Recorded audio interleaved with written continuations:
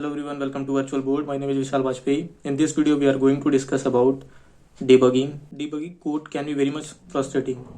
Okay, especially when you think that you are going to work on a feature today and that can be completed in 5 to 10 minutes. But then what happens? You get a console error and you try to resolve that error. Still, you are not able to see your data because now you find that your API is failing. Okay, you fix the API, still you cannot see the data correctly on the HTML or on the browser. Okay, so this you just keep on fixing, new errors keep on coming, and it takes a lot of your time. It takes a lot of my time also while I'm working on my projects. Sometimes I have to debug a minor issues, and that takes about 3 to 4 hours to debug that issue. Okay, so in this video we are going to discuss about how we can debug our code efficiently. What are the ways? This is a very beginner friendly video, and I'm not going to be discussing about anything in too much of detail, but I'll take a basic example and I'll tell you how you can console it, how you can understand the errors, how to search for the solutions, and if you have integrated APIs in your project, then how to see if API is giving you a correct response or not, how to debug that also. So we'll be covering all that things in this video. So let's just dive in and let's go to the screen. So here's a simple Angular application that fetches users data from a live API. The goal is to display the names of the users in the list. We are on a browser and this is an online code editor, Stacklist, where we will be seeing the demo. So this is a simple Angular application that has one HTML file, and in this we are just displaying the title. We are displaying this error message on conditional basis. If we have any error message, we'll be displaying here, and then we are simply iterating through the values of the list items. Okay, we have a user's data that we will fetch from an API and we will try to display it on the browser. And this, we have a browser here with the console, and this is also console open, and this is a TS file. So here what we are doing, we are using this function to fetch data from a live API.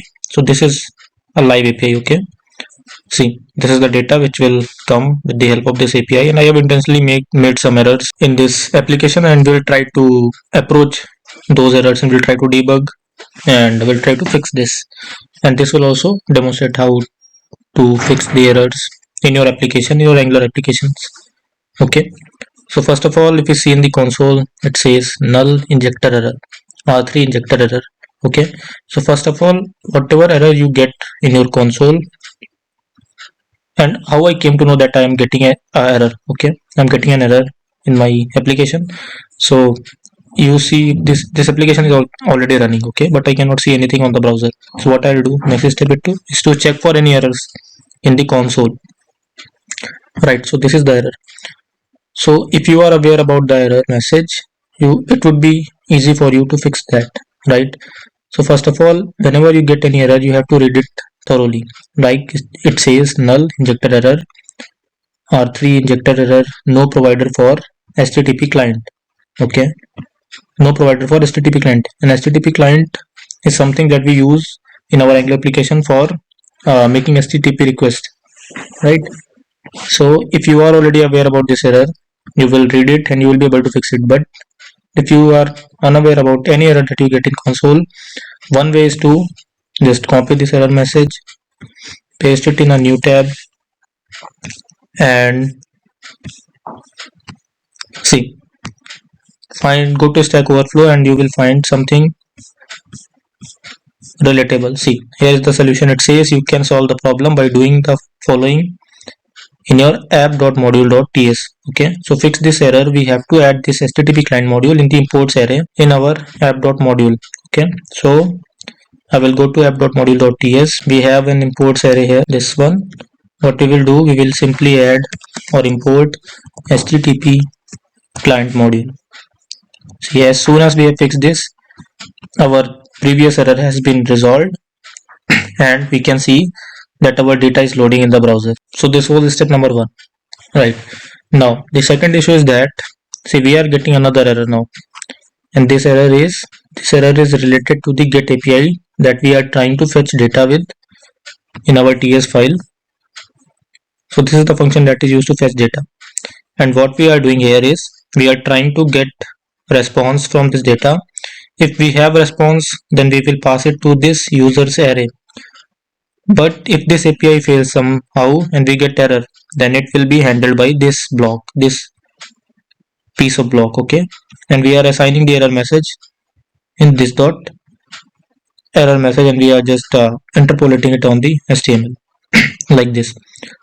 So this is the reason we are getting failed load user data. We can also uh, check it by putting some debuggers. Okay, like how the control is going, what is the flow of control, why we are not getting data. Okay, so let's try to figure out why are we not getting the data in the HTML. So how can we do that? We will go to this sources tab. You can see right here in the sources, this is our app.component.html, but which is the file that we want to debug is app.component.ts. So what we will do, I will click here. Okay, see, I'm clicking here. I will press Ctrl P, and then I will search for my file, that is app.component.ts. Now this is our function. Okay, fetch users. So what I'll do, I'll put a debugger here, and now I will load my page again. Now this will show us the flow. What is the flow? And see, here are few of the options. After putting debuggers, we can resume it. If we will press on this button, this will completely go out of this function. Okay, this will execute at once. Basically, it will move to the next debugger point, but we haven't put any. Okay. And this is for next. Okay, as we want, if you want to see the flow, how the control flows, then you can click on this button. Okay, let's click this and see. What are we seeing is that it directly jumps out of this function. Okay, see, it directly jumps out of the function. It is not going inside the function, and that is the reason we are not able to see the data. And see, it goes inside the error block. It tried to find a response, it did not find anything because the API is failing somehow, but it is going into the error block. And click again, and if you will hover over error message, see, the error message has been assigned failed to load user data. Okay, and that's how this failed to load user data is coming. Okay, now we'll try to fix it. Another way to see if API is failing is to click on this network tab. See, this is the API that is failing. This is our API. This is the endpoint. So now what could be the possible error?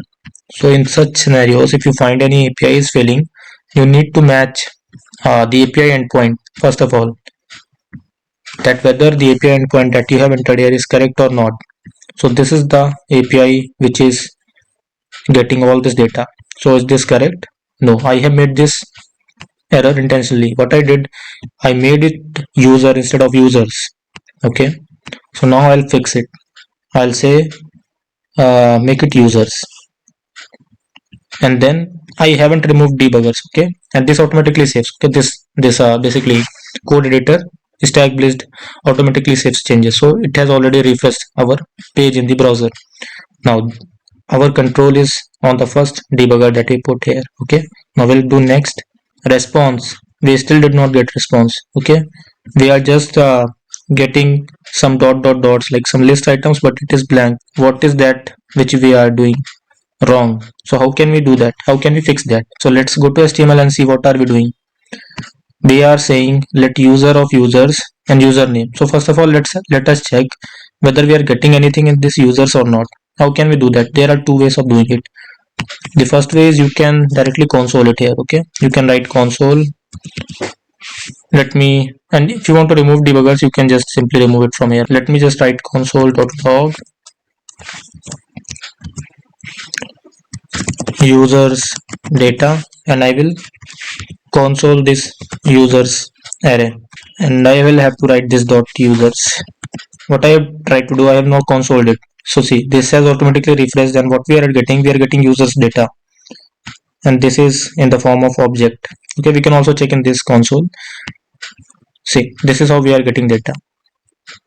There are 10 users, there are 10 records for users.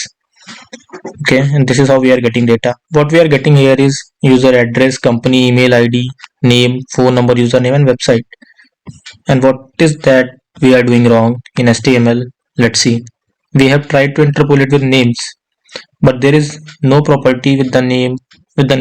Okay, names. So what we have to do, we have to fix it. We have to make it name, and as soon as we will fix it, see, we are getting all the usernames, and it is getting printed correctly. Okay, the other way was finding this issue is, see, we have already put in debugger errors. Okay, let me just put a few other debugging points also inside this. Okay, I will refresh it again. I'll do next. See, if you will hover over response, okay, it has still not went there. See, now it has went to the users. Okay, it is inside the subscribe. If you will hover over these users, you are getting nothing. But if you will hover over this response, you will see what is the response that API is returning. Okay, this is also one of the ways you can check the response if you don't want to console it. So these are the values: address, company, email ID, name, phone number, and this is how you fix it. Okay, so I have a script ready this side, so I'll just take a look toward the script and say and just repeat few things. Okay, so while debugging API issues, remember these steps: check the console for errors, use console.log to inspect the data, set breakpoints to analyze the code, okay, and match the template structure with the API response. So this is the outro script generated by ChatGPT, and then I have to say something like this: debugging does not have to be overwhelming when you approach it step by step. If you find this helpful, hit the like button, subscribe, and let me know your go to do debugging techniques in the comments. See you next time on Virtual Board by Vishal Vajpayee.